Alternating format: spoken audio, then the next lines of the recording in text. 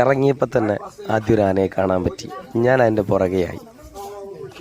എന്നുവെച്ചാൽ ഒരു കുട്ടിയാനയാണ്. അതിനെ അങ്ങനെ പരിശീലിപ്പിച്ച് പോകുന്നു. അവിടെ നിന്ന് ഇറങ്ങിയപ്പോൾ തന്നെ കണ്ട അനുഭവമാണ് കേട്ടോ. ഞാൻ എൻ്റെ പുറകെ നിന്ന് വെച്ച് പിടിക്കാൻ തീരുമാനിച്ചു. അപ്പോൾ രണ്ടുപേരും നിന്നാണ് അതിനെ പരിശീലിപ്പിക്കുന്നത്.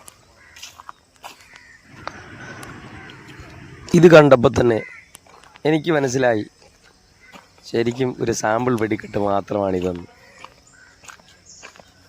രണ്ടുപേരും നിന്ന് ജസ്റ്റ് അങ്ങനെ ആ ഒരു കമ്പൗണ്ട് നിയന്ത്രിക്കുന്നു. ഇങ്ങോട്ട് വാ അങ്ങോട്ട് വാ എന്ന് വിളിക്കുന്നു. എന്നെ തിരിയാൻ വിടുന്നില്ല. അതുപോലെ അനുസരിച്ച് പോകുന്നുണ്ട്. ശരിക്കും ഒരാളുടെ പൊക്കേ ഉള്ളൂ കേട്ടോ. ആ പുറകിൽ നിന്ന് പോകുന്ന ആളിനെ കണ്ടില്ലേ, ഒരാളുടെ പൊക്കേ ഉള്ളൂ.